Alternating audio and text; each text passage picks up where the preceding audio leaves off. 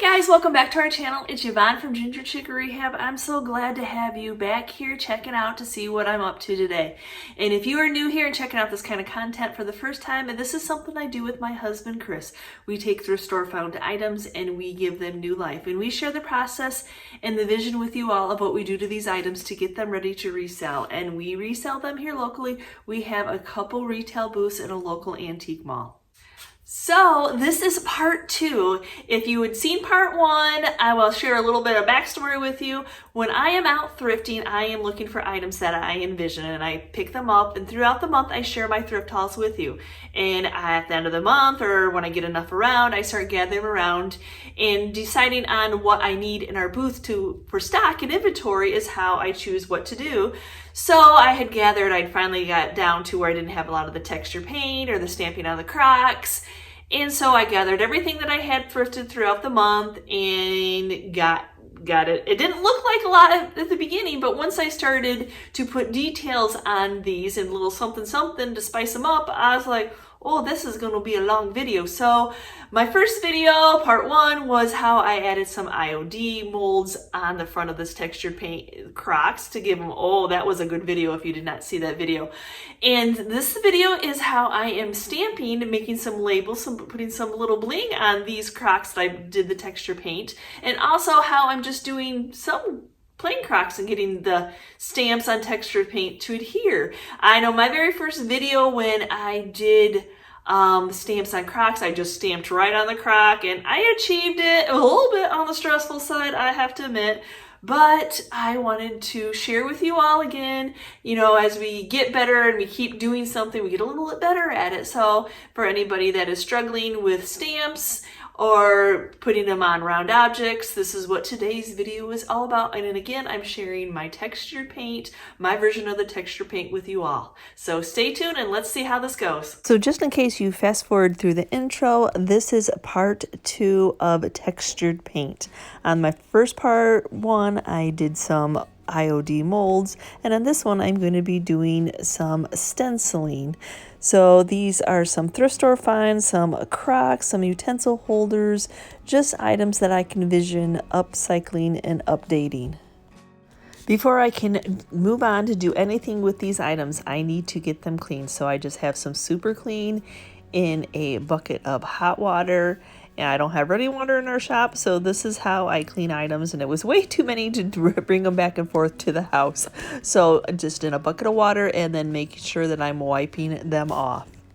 If you think your items don't need clean before painting, look at what my water looks like. So as I got all the items clean, as you see here, I have them on boards because that makes it easy for me to carry them in and out of our spray room area. And then I don't want to spray the inside of these. I want to keep them food safe. I don't want anything being put in like utensil holder, marring up the paint. I'm not sure. I try to get the paint to be on there good, but I went through and taped off all the tops of these so that aerosol of the spray paint didn't go inside. So now I'm going in with some Rust-Oleum paint and primer in the flat black and giving every one of these pieces a undercoat of black. What this is going to do is going to help my texture paint adhere for one, and then the other, it's going to cover up any of that original color that was on it. So when I go to distress these, that's not the color I'm seeing. If by chance some of the color leaks through, it'll be the black that we see. So as you're going to be watching me do stenciling on crocks today, when you're out in the thrift store and you see crocks at this and you think, oh my gosh, they are ruined. Why did they do that? I would love that crock, but it has paint on it. And I know I have paint all over my hands because this is why that paint is drying when I'm showing you this. I just take them into my sink, hot water, Dawn dish soap, one of these scraper razor blades. The way that they cure these crocks, it's if you want it to come off, you can get it to come off. If you want it to stay, you just lightly dust it. But other than that, look at it. This comes off just fine. Hot water, Dawn dish soap, and a little bit of a razor blade and some elbow grease, and they are plain crocks again. And while I was cleaning those, look at now my black paint is dry. The nice thing about flat black paint is once it's not shiny anymore, you can tell that it's dry. So now I need to seal this black paint in. If I just went on to my texture paint, I might mix the paints together. The Rust-Oleum is on there, but it still needs to be sealed in. So I'm just going in with some Rust-Oleum in the clear coat and matte and just making sure that this is a top coat so it's keeping that black paint where I want it to be. So even though this tray is not a piece that I'll be showing you, this will be in the third series of this, because when I was doing this, I'm like, oh my gosh, I have so much video. You all don't want to watch that long of a video. You'd get bored. So I'm just showing you this because this is how I'm mixing up my textured paint. So I've got some Waverly mineral color chalk paint, and then I'm going to be mixing it with a 50-50 ratio of the baking soda. Now, the nice thing about not painting the inside is I can hold it and work. This is the direction I like to work around or crock. It's whatever direction you'd like to work. I like the brushes that I get from Walmart. Those nice little white, very thin, very feathery, and I can't believe that I'm like, oh my gosh, I didn't get my lazy Susan out turntable to be able to do the 360. And so when it comes to the bottom part of this, I'm just using a fan brush. I don't want to paint the bottom. I don't see any need to paint the bottom. You can, but I spent all that time spray painting it, so I'm just going to go in gingerly around the bottom of this, trying to make a nice smooth line, even line. But the nice thing about it is I've sealed that black in, and so if I do not like the line or I need to clean up a little bit, I just take a wet wipe and clean it up. So what are you guys' feelings about painting? I find it so relaxing. It's so therapeutic to, I don't feel any need to rush. I like taking my time. I like watching it cover. I love this. I love the textured paint, but I like painting in general. So we all need our outs, and I guess this is my out. So now I'm just going to go ahead and pick a stopping point. When it comes to the bottoms, I guess the way that they make them, it just kind of tells you where you can stop. So I'm just going around the rim of the bottom of this and using that as my stopping point. So I do have a couple pieces that I use this Rust-Oleum aged gray on, some little glass jars that were given to me for free. So same thing I did with them is that 50-50 ratio of baking soda mixture. And unfortunately I did not get video of me painting any of them, but I wanted to share that with you. So now for the second coat, I just add just straight regular Waverly paint to my bowl that I had the texture paint in. I don't need it to be any more textured. It's all what depends on how textured you want, and I don't want it to be terribly textured. So if you are new here, can you see why I love putting things on a turntable? Look at the ease. I can just turn this board and to get the whole 360 of this object. So if you're a flipper or thrifter or just doing this for yourself, oh, how I can suggest finding yourself some type of a turntable. Now I like to let my paint dry overnight. So I'm going to next day I'm going to go in with a sanding sponge, just a fine grit sanding sponge. I'm not taking the texture off, but some of it might have a little bit more texture. I guess I have a texture, a feel. So I just want to smooth it just a little bit. Anything that might be really overly rough to the touch. Now I'm going to go in with some Waverly white wax and just white wax this entire piece. That's sealing this chalk paint in. And on this piece, for whatever reason, I got some crackling up there by where you can see some wording that might have been there. I can't really read the wording, but I don't know if one I applied, it wasn't completely cured enough when I put the top coat on it and it crackled. There's many reasons. Maybe I oversprayed. I got too much spray on there. But because I am distressing the pieces and I want them to look old, I left it alone. So I have these little jars that were given to me for free. I had said earlier in the video that I had painted them gray. So I thought, oh, you know, I could probably do antiquing wax on these. And I watered it down just a little bit with the white wax, and as I'm rubbing it on, I'm like, I just made them look exactly like my other jars and crocks. But oh well, you know, now if you want to achieve this look and you don't have mineral but you have antiquing wax and white wax, there you go, you can get the same color as a crock. Now after I let the white wax dry on these pieces, I went through and I'm taking a paintbrush and I'm just going along the seams and along that bottom, and I'm just rubbing it in. I'm just making it look a little bit more aged, like it's stand the test of time, I guess, but it's just a look that I'm going for. So I'm just taking that antiquing wax along the seams and using a piece of cloth, I use drop cloth, and then just blending it all in.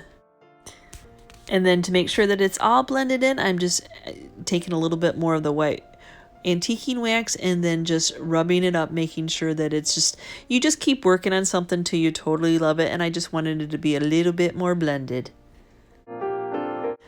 Doing this kind of a technique really does make you feel like an artist. We are crafters, but we are also artists, just being able to choose where we want our paint to be and distressing the piece and just hand picking where we want this and that and that and this to be. I had a lot of fun doing this technique.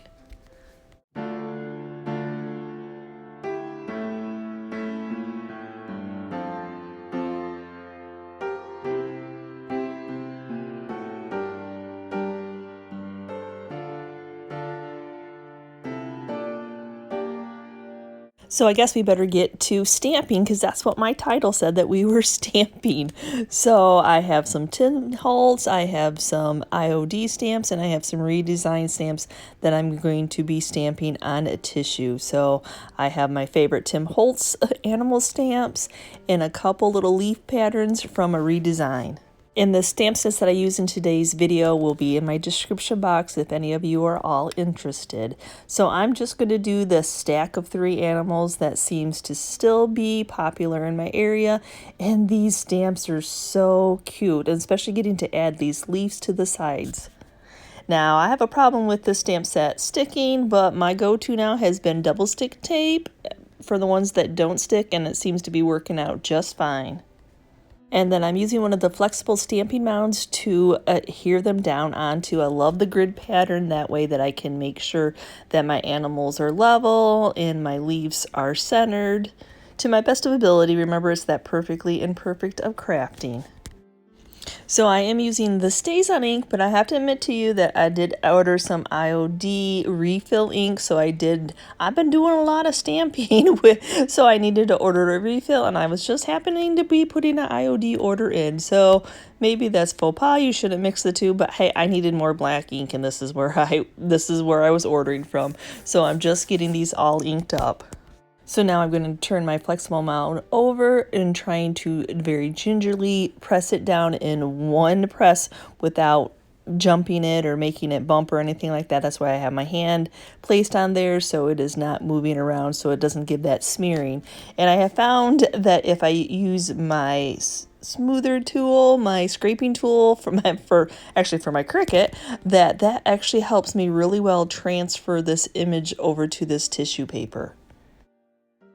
So as I'm editing this, I realized, like, oh, I did not show you all how to get that image cut out of tissue paper. So sorry, I have to add different footage in. I guess I didn't video, and I did a lot of stamping, and I had to do this a lot. So what you do is you just take a little thing of water and a fine paintbrush and just kind of outline on the outer edge of your stamp. So what that's doing is it is weakening that tissue paper and making it able that you can just rip the paper apart. It gives you that nice frayed thin edge.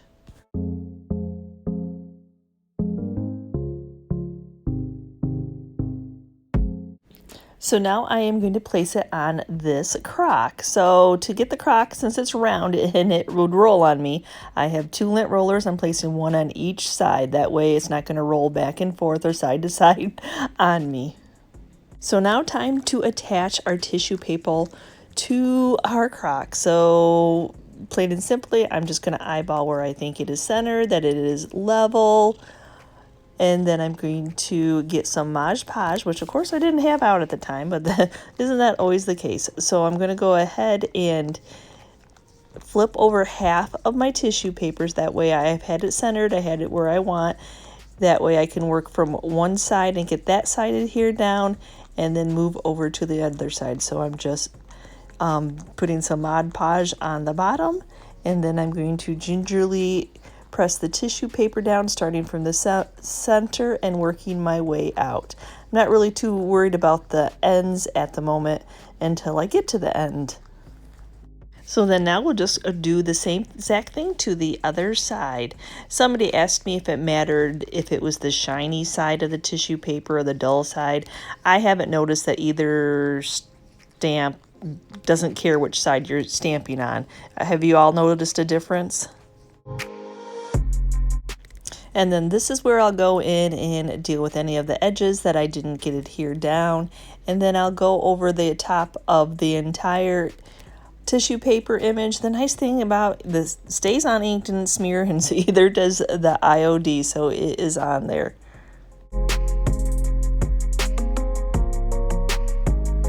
So now I'm getting an old faithful of the crockery stamps. I'm going to do one of these crocs in one of the crockery stamps, and then I'm going to do the other one in the IC Pierce, the redesign stamps. Oh, don't you just love how that antiqued? Stamping on tissue paper definitely takes the stress out. Crafting should be fun. It shouldn't be stressful. So when you're trying to stamp on the round object, that's where I started off with first, trying to figure out how to achieve that. Then you all shared with me about the tissue paper, and yes, I am addicted. So if the stamp doesn't turn out on the tissue paper, I don't have to use it, or I don't have to take rubbing alcohol to a crock that the stamp didn't turn out. So this is like a stress-free way of stamping onto a crock. Okay, don't get me wrong, there may always be a little stress when crafting, but there's certain levels of stress, and this isn't. So basically this is the same process again. I stamped on the tissue paper. This is one of the crockery stamps. I was looking for the one that was a little bit large. This is a good size crock. It could be used as a utensil holder. It could have florals in it, whatever you choose. And then I used the cafe stamp for the IC Paris stamps. Now that I've got that Mod Podge over the top of it, I'm just going through with a wet wipe, and I'm just taking off any of that excess, making sure that the ends are nice and secure, and any extra Mod Podge that's just a little too heavy in spots. So far, the tissue stamping, the crockery ones were not as round, but when it comes to this container, look at, if I would have tried to have to stamp directly onto this container, it would not have been so much fun at all. So I'm going to be using one of the marmalade stamps for this container, and I am appreciating the tissue paper. Though I'll just try to touch base on all the stamps that I used. This is that jug that I said the black paint, my spray paint, crackled when I added the clear coat. So whether it wasn't dry or I added too much clear coat, I don't know, but you know, it was going to have that aged look, distressed look anyway, so I just went for it. But I just wanted to show you how clear this stamp turned out.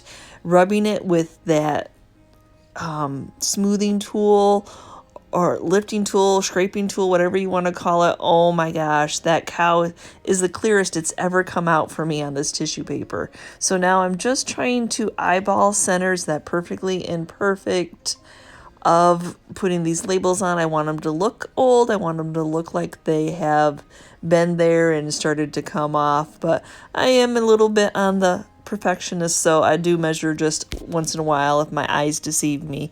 When I picked out my next stamp from the IC Paris stamp, I had this picture in mind. Now I needed something a little bit wider and not so high, just that way that the paper didn't crinkle too awful much that you'd have creases when you're trying to read it. So I thought this was the perfect shape. Now deciding on, do you put it on the left side? Do you put it on the right side? I'm right-handed. I guess they could have gone either, or you could have done it two ways and double stamped on both sides, but no, I'm only doing one side. So now I'm on to those 3 little glass jars that have the texture paint. They were supposed to be gray, but they look just like the rest now. But hey, that's apparently it's meant to be. So on the bigger one, I absolutely love this bee.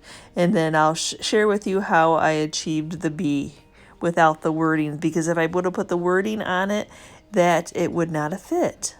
So on this stamp, it has Bees and Queen written on the bottom. So after getting the stamp all inked up, all I do is take a piece of masking tape and put it over the area that I don't want, just in case I accidentally touched it with the ink pad. And then now I'm going to go in and really tape away. I just want the bee out of this center part of it. So I got it all inked up and I'm quickly trying to get this tape on so I can stamp it on the tissue paper. Now all of those stamps were done on the textured paint, so I'm going to share with you, it's a little bit different when you're putting the tissue paper on these smooth surfaces. You can't really do that half thing that I did before because it kind of just slides. So for these, I'm just going to have to go in, and I've got some more of the Marmalade stamps. I've got some of the Grey Poupon stamps for these little jars. And so I will share with you how I attach these. And I'm sure that you guys guessed it. Yep, I just have to slather that Mod Podge on and then hope for the best. You do have a little bit of play time while it's wet. It really does slide around so you can level it off, but that's just the easiest way. Now I almost put that one on up backwards, but that's okay. Like I said, you do have a little bit of play with that tissue paper. It is not quite as delicate as you think.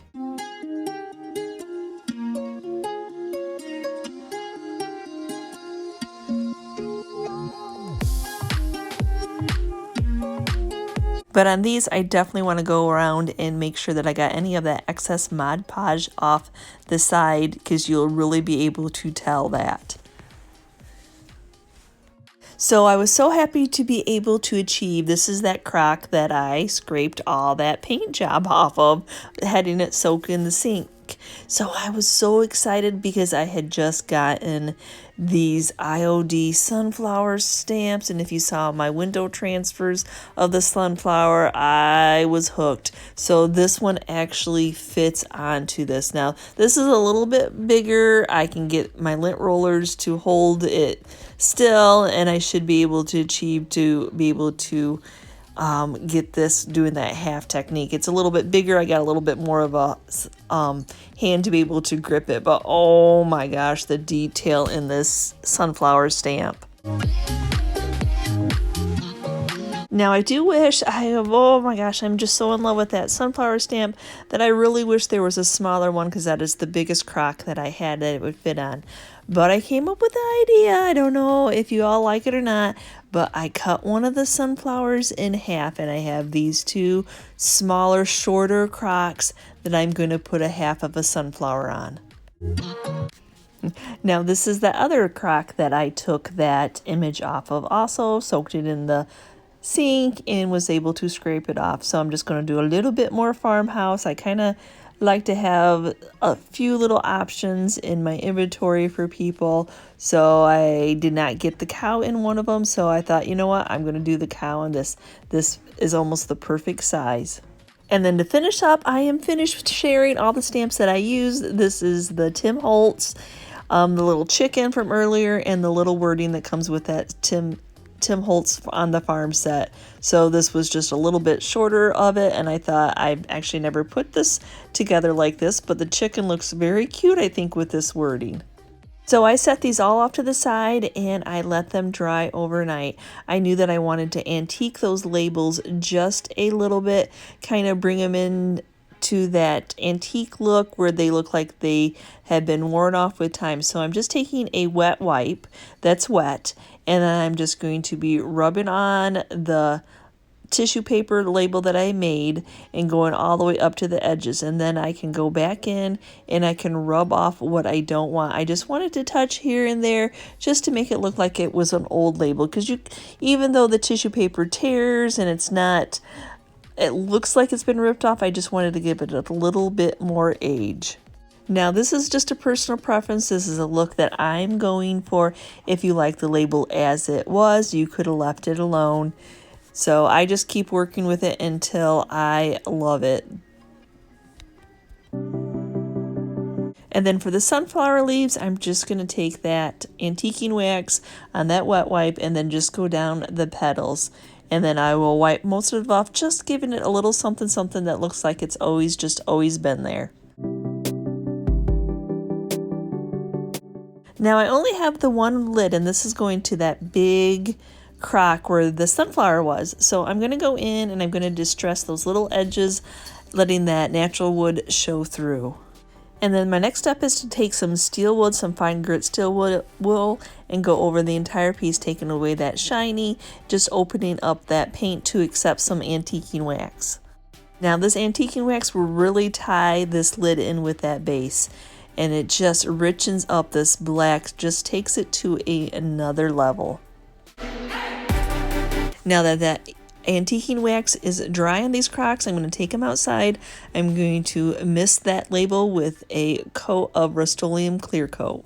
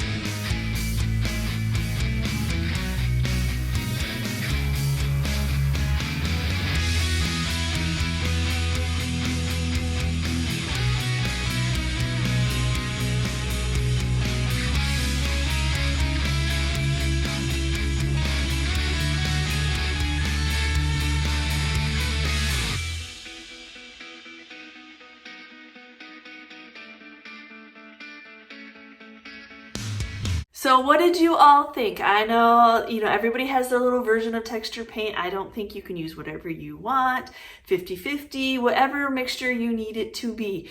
So I hope that I have helped you out in that world, but I hopefully hope that I have caused a little bit less stress. The nice thing about stamping on tissue paper and dollar store tissue paper also is that it didn't turn out, throw that away. Cut out a new one, try it again. So I hope, for me, that definitely has taken the stress out of stamping on a round object. So I hope that I have inspired you all to look at thrift store finds in a new way, and even figuring out how to take when crocks are already painted and how to get that off. It's really not that as difficult. Whatever they do with crocks, that glazing is on there, and I yet to have had a crock win. I've always somehow managed to get the paint off. So even as I'm stamping on these crocks and I'm sealing them in, I still think if somebody wanted to, they could probably take it off just like I took that other paint off. So I in no means thinks that I'm ruining a crock, and these are not vintage crocks anyway. But so anyway, guys, I hope I have inspired you to look at thrift store finds in any way, and I hope that you try the texture paint and get stamping on some crockery and making your own decor. Maybe even you are a reseller and this is something they're like, hey, maybe this would sell in our area. You know, everything sells a little bit different in each area. So again, thanks for watching, guys. And if you're part of our YouTube family, thank you so much. And if you've popped over here and visiting us for the first time and you like what you saw, hit that subscription button along with the notification bell. And we'll see you next time, guys. Bye.